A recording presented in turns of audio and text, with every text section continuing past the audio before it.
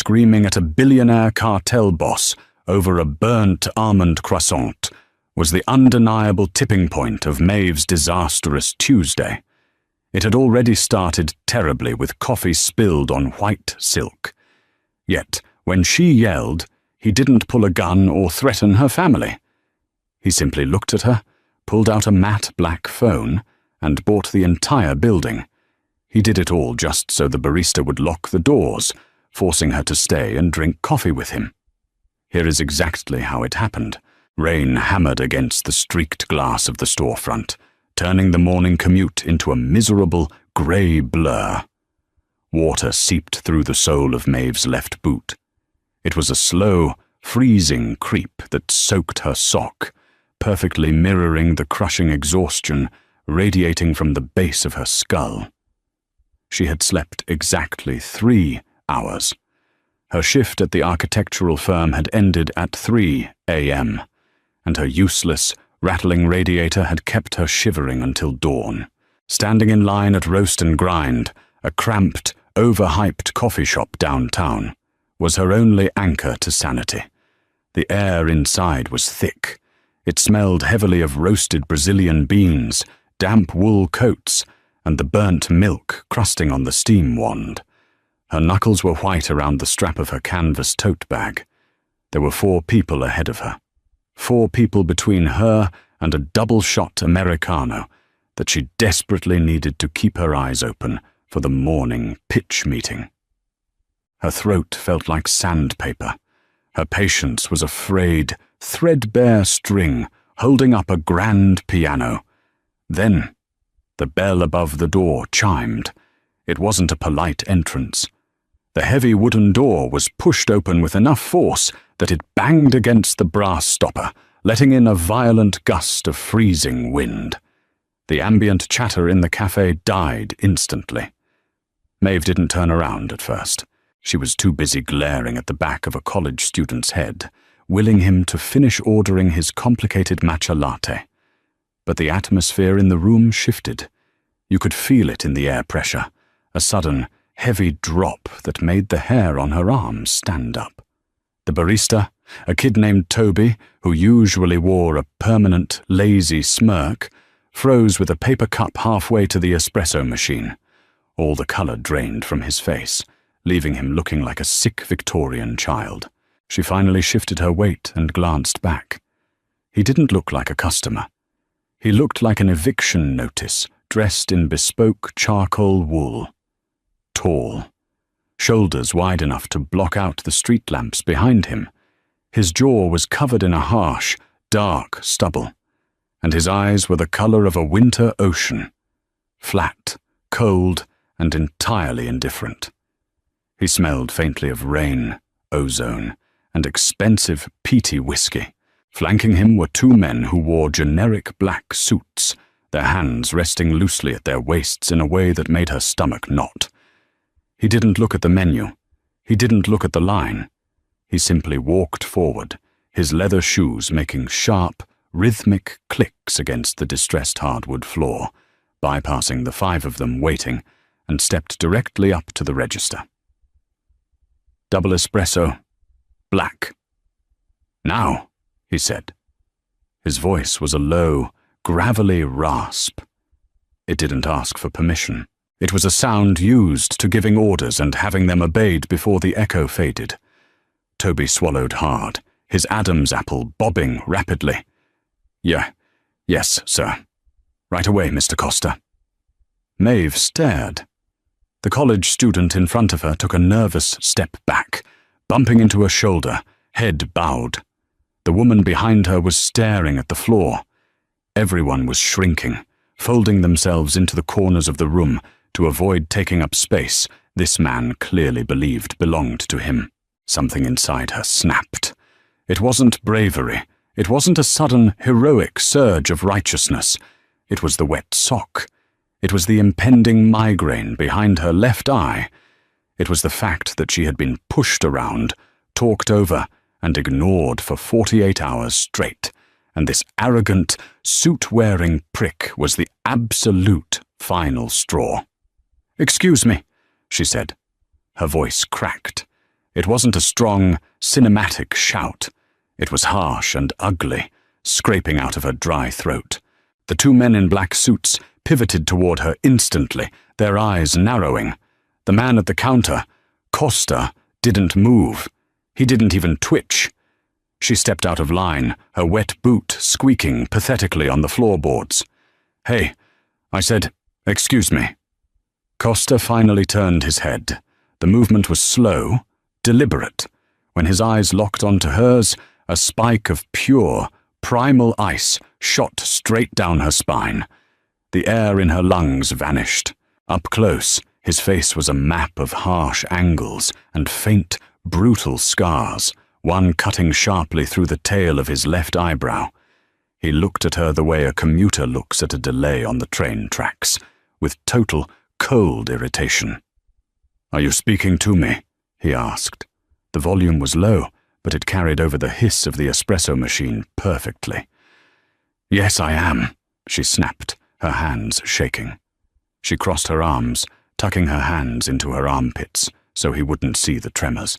"The line ends back there by the pastry case. We've all been waiting for 15 minutes. Get to the back." Silence fell over the cafe, like a heavy wool blanket. The hiss of the steam wand cut off. The quiet jazz playing on the overhead speakers suddenly sounded deafeningly loud. One of his guards took a step toward her, a thick hand sliding inside his suit jacket. "Watch your mouth, girl." Costa raised a single gloved hand. 2 fingers. Barely a gesture. The guard stopped dead, stepping back into the shadows. Costa turned his body fully toward her. The physical space he occupied seemed to double. Her heart hammered frantically against her ribs, a trapped bird battering against a cage. Her brain was finally catching up to her mouth, screaming at her to apologize, to look down, to shrink like everyone else. But her jaw was locked. "I have somewhere to be," Costa said, his tone dangerously soft. "So do I," she shot back, her voice trembling now, thin and reedy. "So does everyone else. Your time isn't more valuable just because your suit costs more than my rent. Wait your turn." She was panting slightly, staring up at him. Her chest heaved. She felt entirely ridiculous, standing there in her damp, oversized thrift store coat, glaring at a man who clearly owned the city. Costa stared at her. He didn't blink. His gaze tracked from her messy, wet hair, down to the dark circles under her eyes, to her white-knuckled grip on her own arms. He was taking her apart visually, dissecting the fraying threads of her sanity. Then, the corner of his mouth twitched, a microscopic, almost invisible movement. He didn't yell. He didn't order his men to drag her out. He just turned back to the terrified barista. "Cancel the espresso," Costa said smoothly. She exhaled a shaky breath, adrenaline crashing through her system so hard she thought her knees were going to buckle. She had won. He was leaving. She turned on her heel, intending to march out the door. Caffeine be damned. She couldn't stay here. The walls were suddenly too tight, the smell of roasted coffee nauseating. But as she reached for the brass handle of the front door, she heard Costa speak again. "Who owns this property?" She froze, her hand hovering inches from the cold metal of the door handle.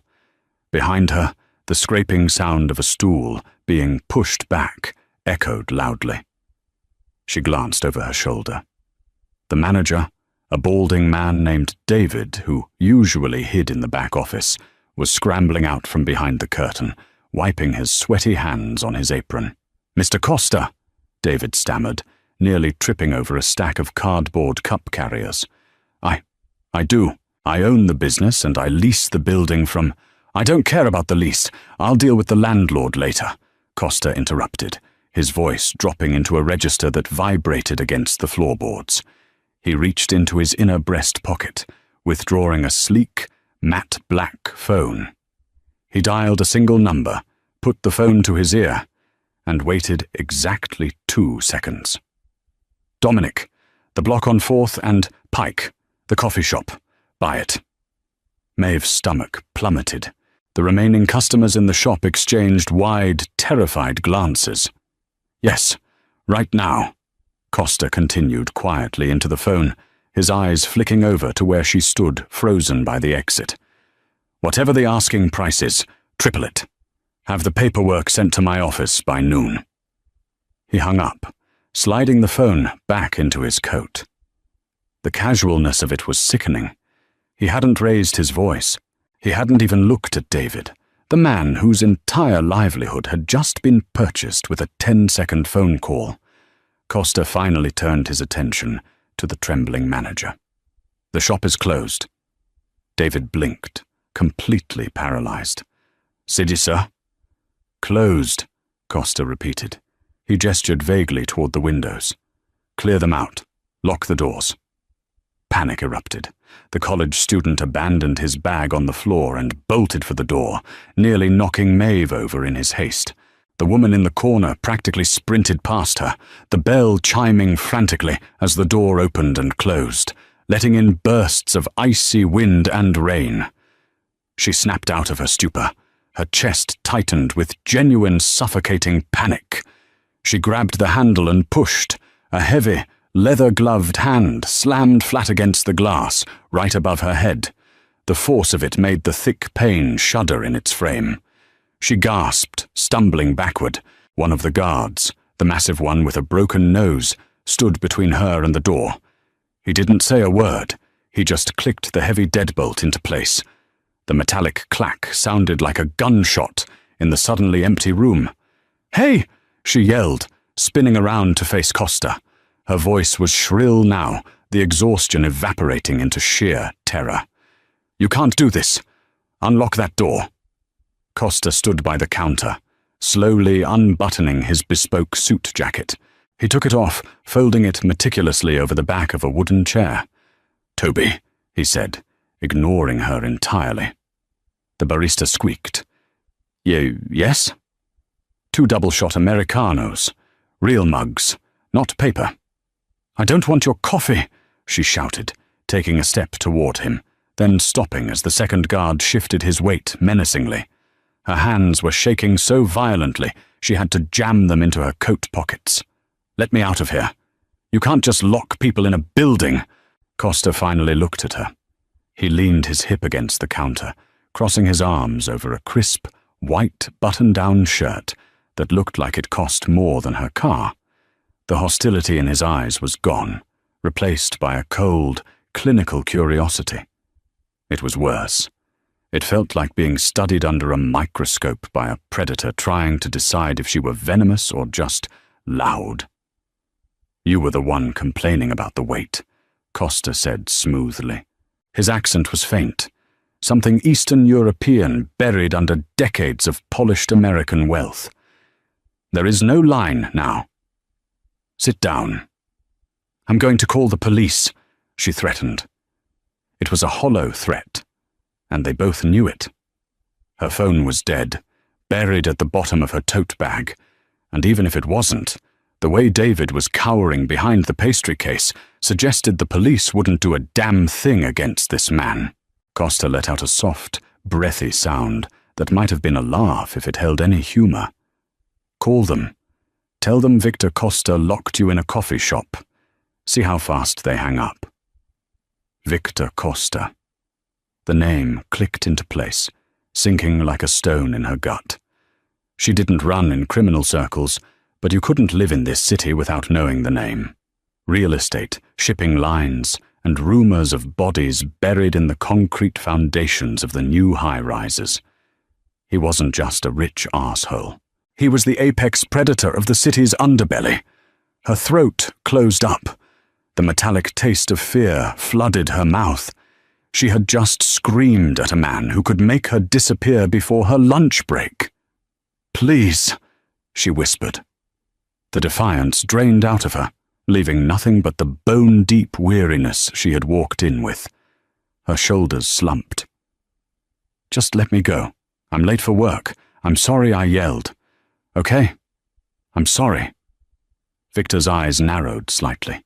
The apology didn't seem to please him. It seemed to annoy him.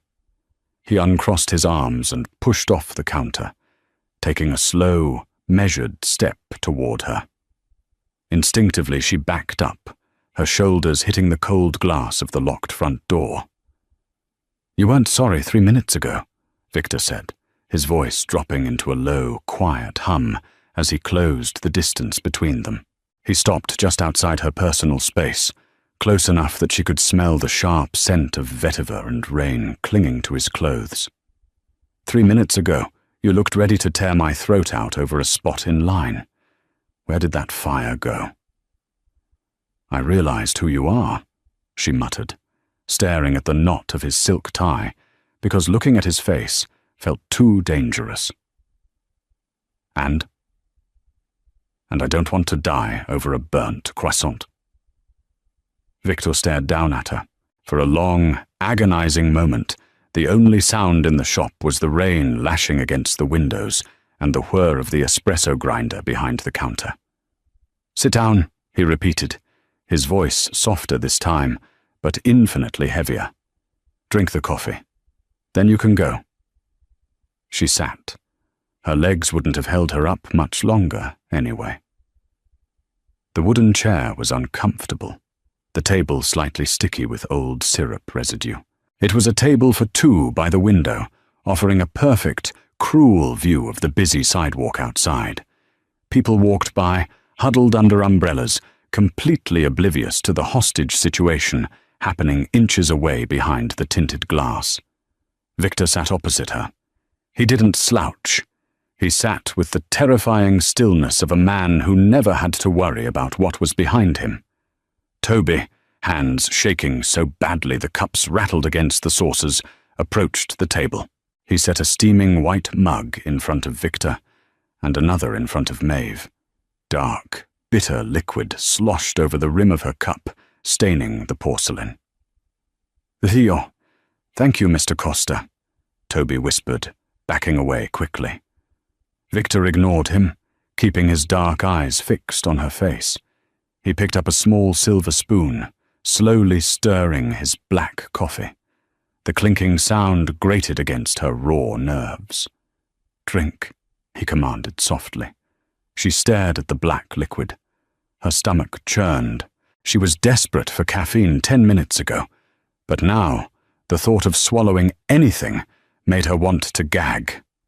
She reached out with a trembling hand, her fingers wrapping around the hot ceramic. The heat grounded her slightly, burning the chill out of her palms. She lifted the mug and took a small sip. It burned her tongue, bitter and acidic. Victor watched her swallow. He hadn't touched his own cup. "What is your name?"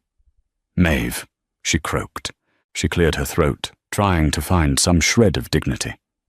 "Maeve Gallagher." "Maeve." He tested the syllables, his deep voice wrapping around the word in a way that made her skin prickle. "Tell me, Maeve, do you make a habit of screaming at strangers in public, or am I a special case?" She set the mug down a little too hard. The ceramic clacked against the saucer. "I make a habit of calling out people who act like the rules don't apply to them." "The rules don't apply to me." It was stated as a simple, objective fact.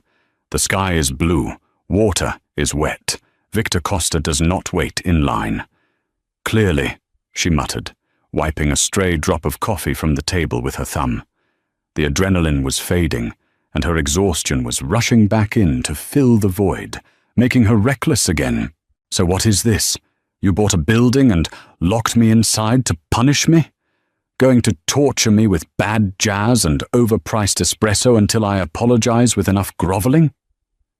Victor stopped stirring his coffee. He laid the spoon down on the table, the movement precise. He leaned forward, resting his forearms on the sticky table, unbothered by the grime. "I kept you here because people do not yell at me, Maeve. They whisper. They beg. They run." His dark eyes searched her face, scanning the dark bags under her eyes, the pale, clammy skin of her cheeks. "You didn't run. Your hands were shaking, Your pulse was racing. I could see it beating in your neck. But you stood there and told me to get to the back of the line. Why? I was tired, she answered honestly, a bitter, exhausted laugh escaping her lips. I haven't slept. My radiator is broken. My boss has been breathing down my neck for a proposal that's due in an hour, and my boots leak. I just wanted a coffee. I didn't care who you were. I just wanted you out of my way. It was the most pathetic, unheroic confession in the world. She wasn't a brave woman standing up to a tyrant. She was an overworked, underpaid architect who had momentarily lost her grip on reality because of a wet sock. She expected him to laugh.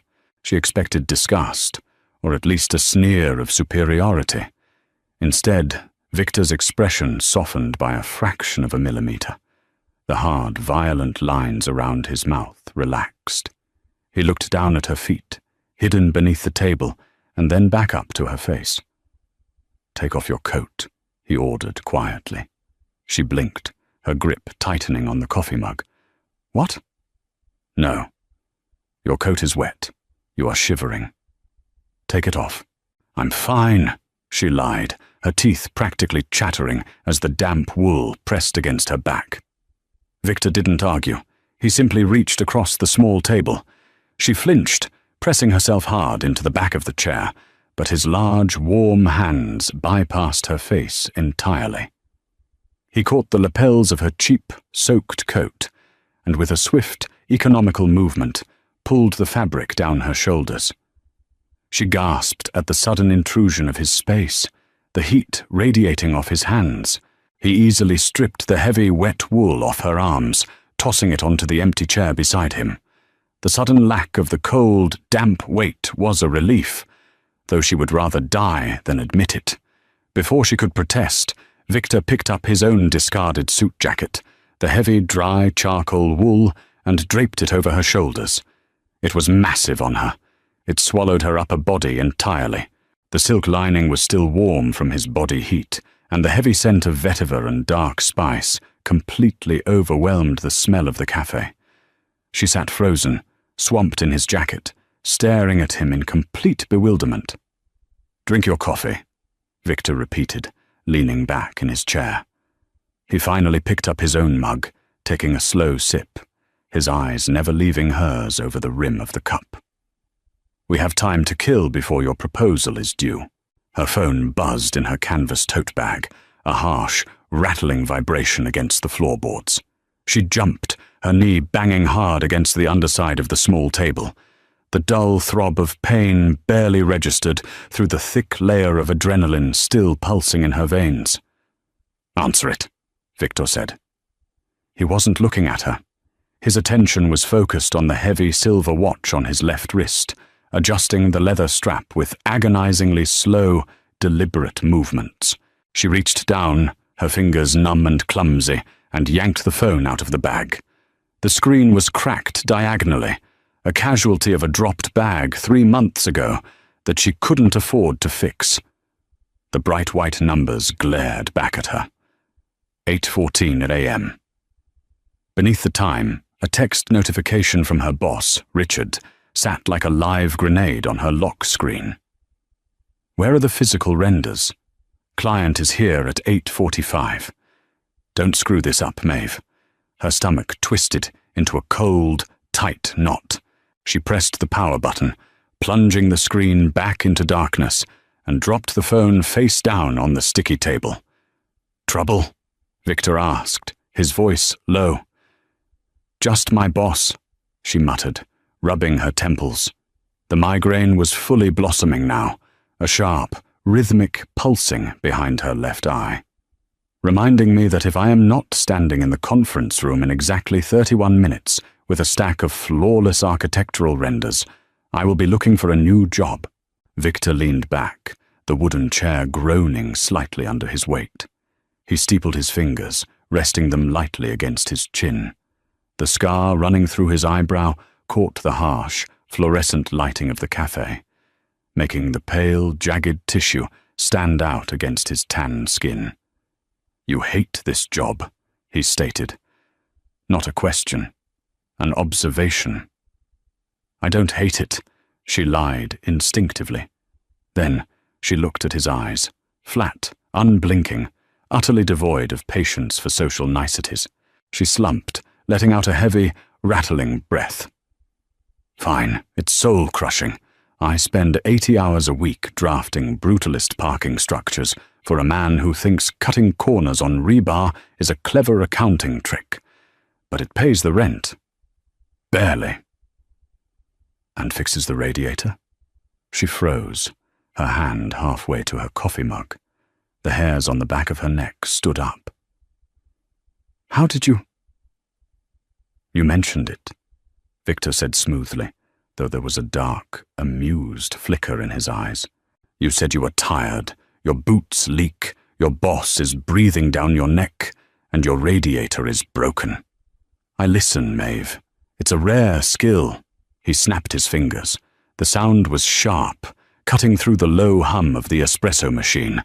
The larger guard, the one who had bolted the door, stepped forward instantly, moving with a silent, heavy grace that made her stomach churn. "Sir," the guard murmured, keeping his eyes respectfully lowered. "Find out where she lives," Victor ordered, his tone shifting from the conversational hum he used with her to a flat, dead calm. "Have a crew go to her apartment, replace the heating unit, fix whatever else is broken. If the landlord objects, remind him who owns the block." "No," she blurted out, half standing out of her chair.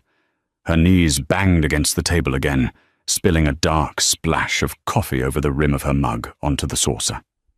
"You can't do that. You don't know where I live, and I'm not telling you." Victor didn't move. He just tilted his head, watching her panic with that same clinical, terrifying curiosity. "Sit down, Maeve." "I don't want your help," she said, her voice shaking.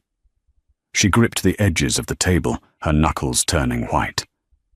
"I don't want your guys breaking into my apartment. I yelled at you. You kept me here to prove a point. Point taken. You own the city. I'm a speck of dirt on your shoe.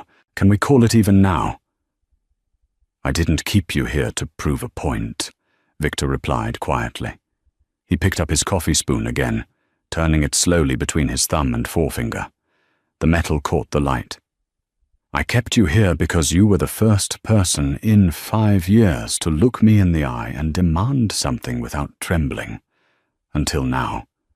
He gestured vaguely with the spoon toward her white-knuckled grip on the table. She forced herself to let go of the table, dropping her hands into her lap. She was trembling. She hated that he could see it.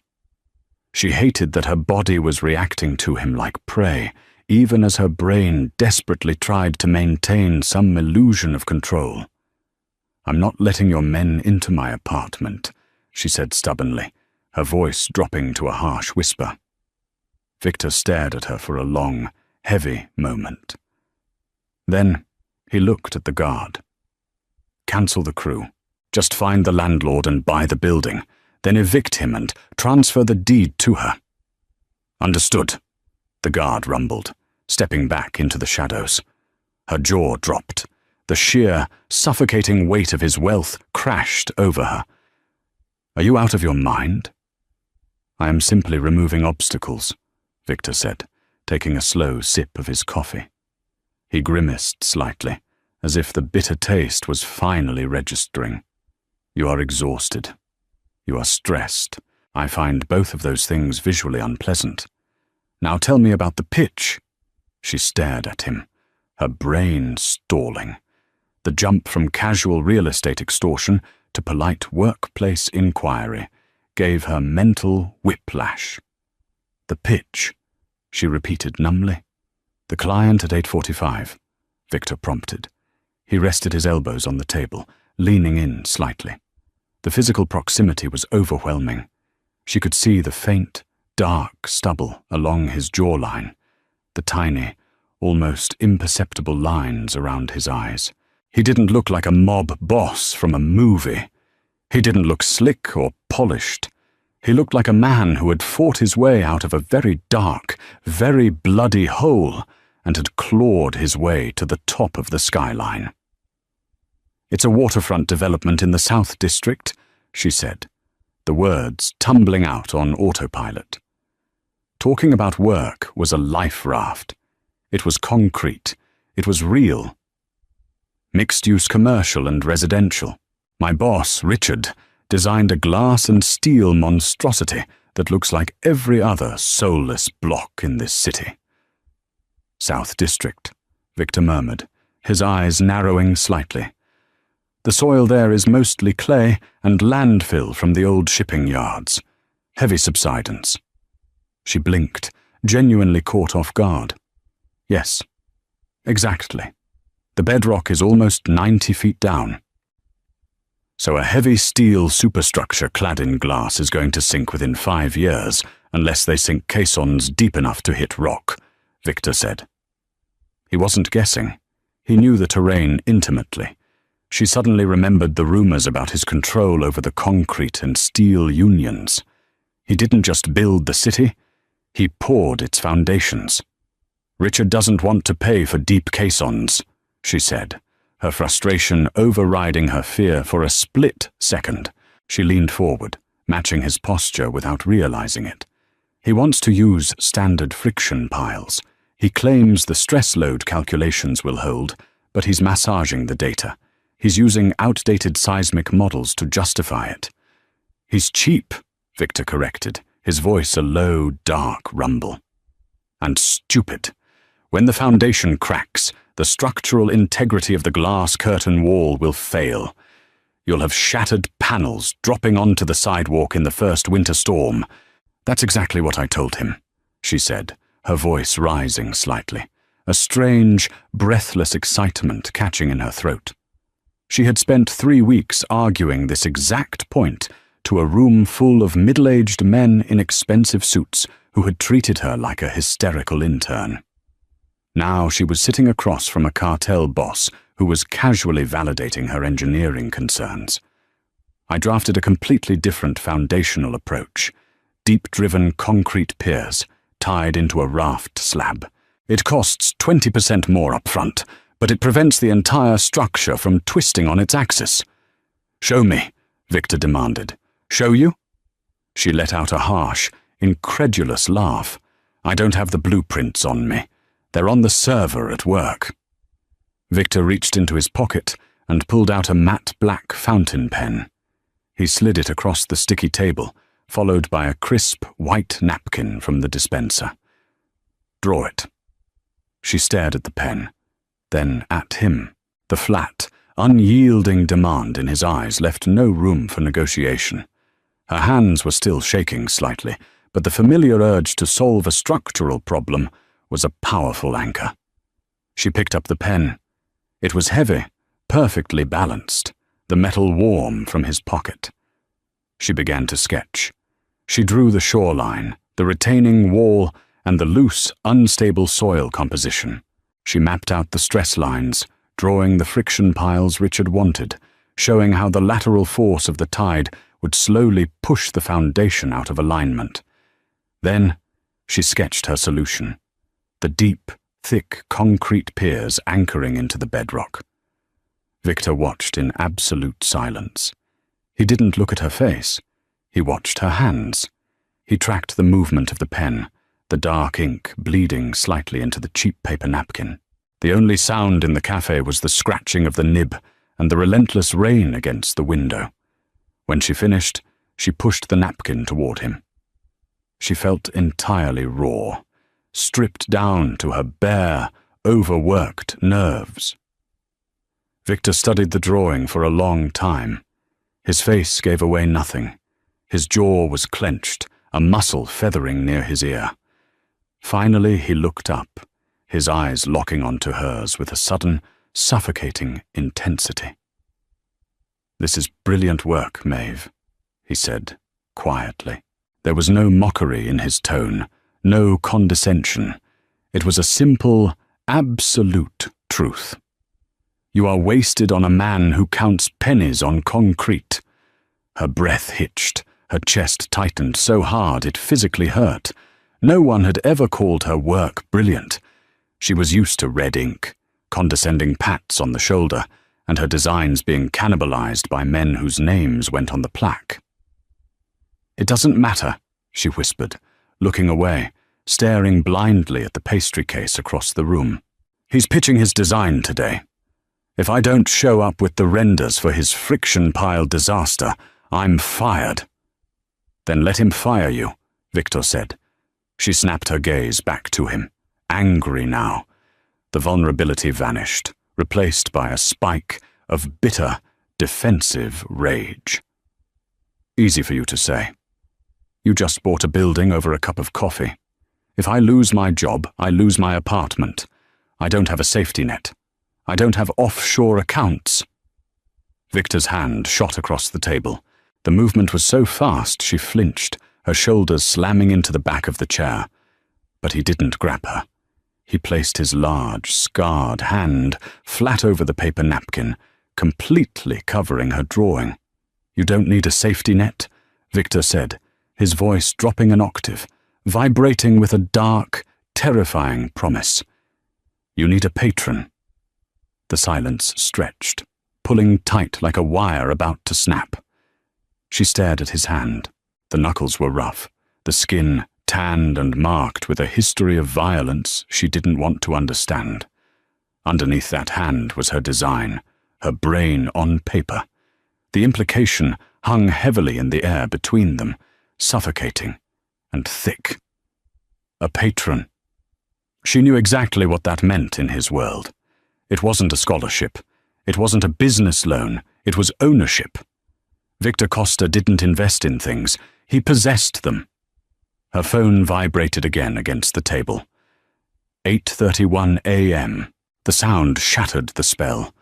The reality of the world outside this bizarre, hermetically sealed bubble came rushing back in. The rain, the traffic, Richard's red-faced screaming, the overdue electrical bill sitting on her kitchen counter. She grabbed her phone and shoved it into her pocket. She reached for the lapels of Victor's jacket, intending to pull it off, but his hand moved from the napkin to her wrist. His grip was not painful. It wasn't tight enough to bruise, but it was immovable. His fingers wrapped around the delicate bones of her wrist, his thumb resting directly over her frantic, racing pulse. He could feel exactly how terrified she was. "Leave the coat on," Victor commanded softly. "I need to go," she said, her voice barely a whisper. She tried to pull her arm back, but he held firm. "I have 14 minutes to get across town. If I walk now, I can make the subway." "You are not taking the subway," Victor said. He finally released her wrist, the sudden absence of his heat leaving a cold patch on her skin. He stood up. The sheer size of him dominated the small space. He buttoned his white shirt at the collar, adjusting his tie with one hand. "Dominic is outside with the car. He will drive you." "No." The word slipped out before her brain could filter it. Victor paused, his hand dropping from his collar.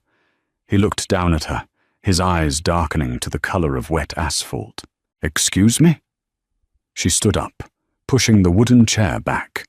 Her legs felt like jelly, trembling so badly she had to lock her knees to stay upright. She pulled his heavy wool coat tighter around her shoulders, an involuntary defense mechanism. It smelled like him, and it made her feel sick with how much she wanted to disappear inside it. "I said no." She forced the words out, keeping her chin lifted. "I yelled at you. You kept me here. We talked. Now it's over. I am going to walk out that door, and I am going to the subway, and I am going to deal with my boss. Alone." She expected him to explode. She expected the violence that hovered just beneath the surface of his skin to finally break through. The guards by the door shifted, the leather of their holsters creaking audibly in the quiet room. But Victor just stared at her. He looked at her messy, damp hair, her pale face, and the stubborn, terrified set of her jaw. Slowly, the corner of his mouth curved up into a ghost of a smile. It wasn't a warm expression. It was the smile of a hunter watching a trap spring shut.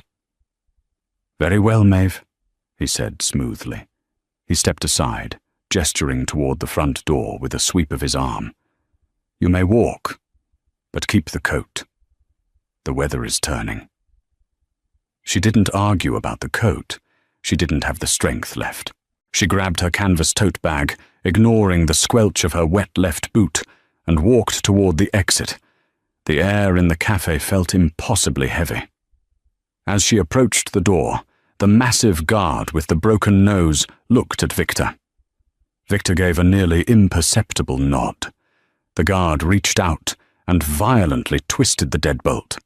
The clack echoed loudly, followed by the squeal of the brass handle turning. He pulled the heavy door open, letting in a blast of freezing, wet wind. The noise of the city, sirens, tires splashing through puddles, the hum of traffic, crashed over her like a physical blow. She stepped onto the threshold, the rain instantly hitting her face, stinging her cheeks. She paused, her hand gripping the doorframe. She couldn't stop herself. She turned back one last time. Victor was still standing by the small table. He hadn't moved. He was watching her with those flat, dead eyes, the white paper napkin with her design still resting on the table in front of him. "Good luck with your pitch, Maeve," Victor called out over the sound of the rain, his voice cutting through the noise with chilling clarity. "I have a feeling Richard is going to be very receptive to your ideas today." Her stomach bottomed out.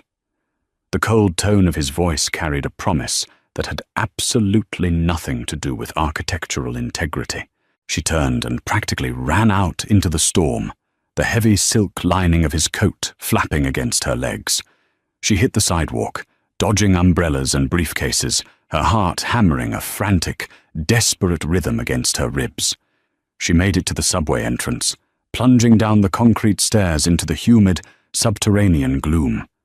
As she swiped her worn Metro card, she glanced down at her wrist, rubbing the spot where his fingers had rested. Her pulse was still racing, loud and erratic in her ears. She thought she had walked away. She thought she had stood her ground and won her freedom.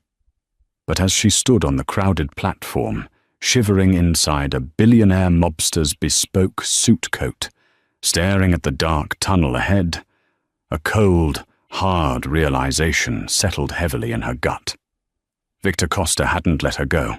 He had just lengthened the leash. The elevator bank at Harrison and Webb Architecture smelled permanently of ozone and burnt dust. She stood in the brushed steel box, watching the floor numbers tick upward in glowing red.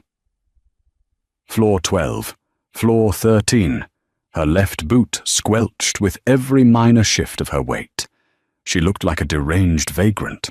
Victor's massive charcoal coat swallowed her frame, the sleeves rolled up twice, just so her hands could emerge.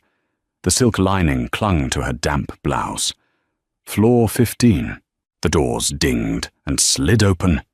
She braced herself for the screaming. Richard was a man who communicated primarily through spit and vein-popping volume. She fully expected him to be waiting by the reception desk, ready to fire her publicly before she could even take off this ridiculous coat. The reception area was dead silent. Sarah, the chronically bored receptionist, was sitting rigid behind her curved desk. Her headset hung loosely around her neck. She wasn't typing. She was staring straight ahead, her face the color of skim milk. "Sarah?" she asked, her voice cracking slightly. She flinched, her eyes snapping to Maeve. She looked at her wet hair, down to the oversized men's coat, and then swallowed hard. "Conference room B, Maeve. They're waiting." Her stomach plummeted. The client was already here. She was dead. She was walking the plank. She trudged down the carpeted hallway, the squelch of her boot the only sound in the sterile environment. The glass walls of conference room B loomed at the end of the corridor. Through the frosted middle pane, She could see silhouettes. 3 men. She pushed the heavy glass door open. It hissed on its pneumatic hinges. "Richard, I'm sorry," she started, the apology tumbling out of her mouth automatically. "The subway stalled, and I didn't have time to print the renders for the friction piles." She stopped. The air in the room was entirely wrong. It smelled like cold sweat, expensive cologne, and sheer, unadulterated terror. Richard was standing at the head of the long oak table. His light blue button-down shirt was dark with pit stains. His tie was loosened. He looked like he had aged a decade in the 20 minutes since he had texted her. Sitting to his right was Arthur Pendleton, the city zoning commissioner and their supposed client. He looked equally green, his hands clasped tightly in his lap. Sitting at the far end of the table, perfectly relaxed in a Herman Miller chair, was Dominic, Victor Costa's guard. He wasn't wearing a suit jacket anymore. The heavy bulk of his shoulder holster was clearly visible over his dark shirt. He was casually flipping through one of Richard's glossy portfolios, looking profoundly bored. Dominic looked up as she froze in the doorway. His eyes flicked to the coat draping her shoulders. A microscopic nod of recognition passed his lips. "Ah, Maeve," Richard squeaked. His voice was an octave higher than normal. He practically lunged across the room, grabbing her elbow and pulling her inside. "Right on time. Perfect. We were just discussing the foundational approach." She stared at him. "The friction piles." "God, no!" Richard said, his eyes wide and panicked. He wiped a hand across his gleaming forehead. No. That was a terrible idea. Short-sighted. Dangerous, really. I was just telling Mr. Pendleton here that my senior architect, that's you, Maeve, had drafted a brilliant, fully realized plan for deep-driven concrete piers, a raft slab, the only responsible choice for the South District. Her jaw physically dropped. She looked at Arthur Pendleton. The man was nodding vigorously, looking as though Richard had just suggested curing cancer. "Absolutely," Arthur stammered, avoiding Dominic's gaze. "Safety first, whatever the cost. The budget is flexible, very flexible." She looked at Dominic. He slowly closed the portfolio, letting it slap softly against the wood table. He didn't say a word. He didn't have to. "Maeve," Richard said, his fingers digging painfully into her arm. He was silently begging her, pleading. "Do you have the drawings? The piers?" Her brain short-circuited. She thought back to the cafe. "I have a feeling Richard is going to be very receptive to your ideas today." Victor hadn't just made a threat. He had dismantled her boss's entire reality in the time it took her to ride the C train 6 stops. She started, her mouth dry.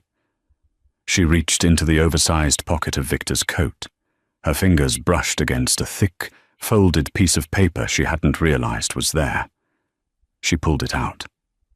It was her napkin sketch. Only it wasn't just a napkin anymore. It had been slipped inside a clear plastic sleeve. Attached to it with a brass paperclip was a blank check from a private holding company, signed simply, V. Costa. The room stared at the napkin in her hand. She walked slowly to the whiteboard. She didn't take off the coat. She felt strangely armored by it. The heavy wool was a physical barrier between her and the pathetic, cowering men in the room. She picked up a dry erase marker. Her hand wasn't shaking anymore. "The bedrock," she said, her voice shockingly steady, "is 90 feet down. Here is how we reach it." The meeting lasted exactly 12 minutes. It wasn't a pitch, it was a surrender. Arthur Pendleton approved every structural change, signed off on the massive budget increase, and practically ran out of the room the second the paperwork was stamped. Dominic stood up slowly. He adjusted his holster, gave her another brief, unreadable nod, and walked out without a single syllable. The heavy glass door swung shut. Richard collapsed into a chair. He put his head between his knees and breathed in harsh, ragged gasps. She stood by the whiteboard, staring at her own schematics. The marker dust coated her fingertips. "What did you do, Maeve?" Richard whispered. He didn't sound angry. He sounded hollow. She turned around. "I got a coffee." Richard let out a dark, broken laugh. He sat up, rubbing his hands over his face. "A coffee? Right. Well, I hope it was a good one."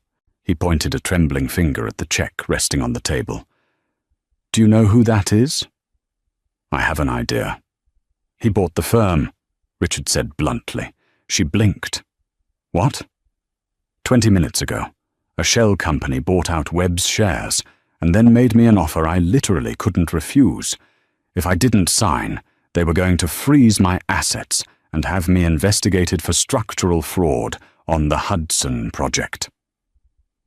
Richard stared at the grain of the oak table. "I'm out. I'm packing my office. The firm is yours." The room spun.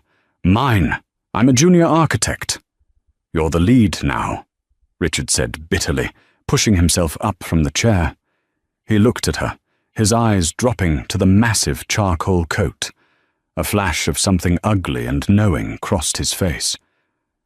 "Whatever arrangement you made with him, I hope you know what you're doing. Men like Victor Costa don't build things. They own things. And they break whatever they can't own." He walked out, leaving her alone in the silent room. She didn't stay to pack his boxes. She didn't stay to talk to Sarah. She grabbed her tote bag, folded the plastic-sleeved napkin into her pocket, and left the building. The rain had stopped, leaving the city slick and gleaming under a bruised grey sky. The walk to the subway was a blur. Her mind was a chaotic static of numbers, concrete mixtures, and the terrifying, heavy silence of Victor Costa's eyes. Her apartment building was in the Narrows, a neglected neighborhood that always smelled faintly of sulfur and rotting garbage. She climbed the 4 flights of stairs, her wet boots squeaking against the chipped linoleum. The hallway reeked of boiled cabbage. She jammed her key into the sticky lock of 4B and pushed the door open. A wave of dry, blistering heat hit her face. She froze in the doorway. Her apartment was usually a meat locker by November. Now it felt like a sauna. She dropped her bag and walked slowly into the cramped living room. The ancient, peeling radiator under the window was gone. In its place was a sleek, matte black cast-iron unit, radiating a steady, silent wave of heat. The wall behind it had been freshly plastered and painted. She stared at it, her chest tightening. She felt violated. She felt seen. She felt a terrifying, shameful surge of relief that she wouldn't have to sleep in 3 sweaters tonight. She walked into the tiny kitchenette. Sitting perfectly centered on the cheap laminate counter was a heavy, manila envelope. Her hands were shaking again as she reached for it. She broke the wax seal. Inside was a stack of legal documents. She skimmed the heavy legalese, her eyes catching on key phrases. Deed of transfer. Property of Maeve Gallagher. Paid in full. He hadn't just fixed the radiator. He had bought the slumlord out, transferred the deed to her name, and paid the property taxes for the next 10 years. At the bottom of the envelope was a small, thick piece of cardstock. A heavy, embossed crest sat at the top. Beneath it, written in the same sharp, angular handwriting that had signed the check, was a single line. The foundation must be stable before we build. V. She backed away from the counter until her shoulders hit the refrigerator. She slid down the cold metal door until she hit the linoleum floor, pulling her knees to her chest. She buried her face in the collar of his suit jacket, breathing in the scent of vetiver and storm clouds. She was trapped. Not in a cage, but in a fortress, and she didn't know if the man who built it was trying to protect her or make sure she could never leave. Sleep was a biological impossibility. The new cast-iron radiator hissed in the corner of her apartment, a rhythmic, metallic ticking that sounded like a bomb timer. It pumped out a dry, suffocating heat that baked the lingering smell of boiled cabbage into the peeling wallpaper, leaving her throat feeling like sandpaper. She spent the entire night sitting cross-legged on the warped linoleum floor, Victor's charcoal coat bunched around her shoulders like a bulletproof vest. She stared at the manila envelope until the street lamps bleeding through the blinds gave way to a bruised, smoggy dawn. By 8 o'clock, her boots were dry. The leather had warped and stiffened from the rain, pinching her toes with every step. She put them on anyway. She shoved her arms back into the massive sleeves of Victor's coat, grabbed the envelope, and locked her door. She didn't take the C train to the architectural firm. She took the express line straight to the financial district. The Costa Holdings building was a brutalist monolith of black glass and steel that loomed over the intersection like a sheer cliff face. The morning sun hit the facade, but the tinted windows didn't reflect the light. They seemed to swallow it whole. She pushed through the heavy revolving doors, the canvas of her tote bag scraping against her hip. The lobby was a cathedral of chilled marble and aggressive silence. The air conditioning was cranked so high it made her eyes water. It smelled faintly of ozone and expensive floor wax. There was no directory, no bustling crowds of interns, just a sweeping desk carved from raw obsidian, flanked by 2 men in dark, perfectly tailored suits. They didn't ask for her ID. They didn't ask if she had an appointment. As her warped boots squeaked against the pristine floor, the taller man simply pressed a button hidden beneath the counter. A frosted glass elevator door behind him slid open with a soft, hydraulic hiss. They were expecting her. The realization made her stomach pitch violently. The ride to the top floor made her ears pop 3 times. She stared at her reflection in the polished steel doors. She looked unhinged. Pale skin, dark bags under her eyes, drowning in a cartel boss's bespoke wool jacket. When the doors opened, there was no reception area.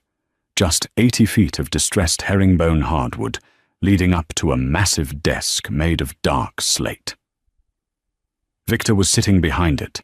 He had discarded the suit jacket.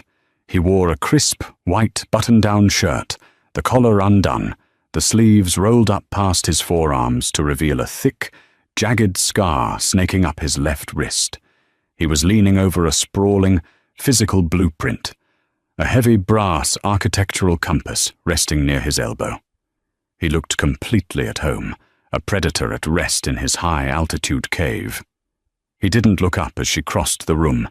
The harsh clack-squeak of her stiff boots echoed off the floor-to-ceiling windows, an ugly, disruptive noise in a perfectly engineered space. She stopped inches from the edge of the slate desk. She slammed the manila envelope down. It slapped against the stone, sliding a few inches before hitting the brass compass with a sharp clink. Victor stopped tracing a line on the blueprint. He didn't flinch. He slowly capped the fountain pen in his hand, placed it precisely parallel to the edge of the paper, and finally looked up. His eyes were the color of wet asphalt, flat and unreadable. He took in her rigid posture, the furious trembling of her hands, and the heavy wool coat she still hadn't taken off. "Take it back," she said. Her voice was a gravelly rasp, ruined by the dry heat of the radiator and sheer exhaustion. Victor leaned back in his leather chair. It groaned faintly under his weight. "I am not a retailer, Maeve. I don't process returns." "I don't want a building," she snapped, leaning forward, pressing her palms flat against the freezing slate desk. She was running on 0 sleep and pure, volatile adrenaline. "I don't want a fake promotion handed to me by a thug in a conference room. I don't want to be your charity case or your pet project." You saw me have a mental breakdown over a place in line, and you decided to play God with my life." Victor stood up. The sudden movement was fluid and terrifying. The sheer mass of him forced her brain to scream at her to step back, but she locked her knees. He walked slowly around the edge of the desk, his leather shoes completely silent against the hardwood. He stopped so close to her that the heavy scent of vetiver and dark spice completely washed out the sterile smell of the office. "I didn't decide to play God," Victor said, his voice dropping to a low, vibrating hum that rattled against her ribs. "I decided to clear the wreckage out of your way. Richard was a parasite. Your landlord was a slumlord. I simply removed them." "By buying them out!" she yelled, throwing her hands up in the air, the massive sleeves of his coat falling past her wrists. "You can't just buy people's lives to fix them. You don't know me. You don't know what I want." "I know exactly what you want," he stated flatly. He reached out. The movement was fast, but not violent. His rough, calloused fingers wrapped around her wrist, pressing against the frantic, hammering beat of her pulse. She froze, her breath catching in her throat. "You think I want a pet?" Victor murmured, taking a deliberate half-step closer. The heat radiating off his chest seeped through the thick layers of wool and cotton separating them. "Pets are boring, Maeve. They do what they are told. They roll over. They don't scream at me in crowded rooms. They don't draw brilliant, structurally flawless engineering solutions on cheap coffee napkins and dare me to look at them." He let go of her wrist. His hand moved upward, his knuckles lightly grazing the line of her jaw as he tucked a stray, messy curl behind her ear. The contrast between the violence etched into his skin and the agonizing gentleness of the touch sent a sharp, involuntary shiver down her spine. "I want a builder," Victor said quietly. His dark eyes searched her face, systematically stripping away the layers of her cynical defiance until he found the raw, terrified ambition hiding underneath. "I control the concrete in this city. I control the steel. I own the land. But the skyline is ugly.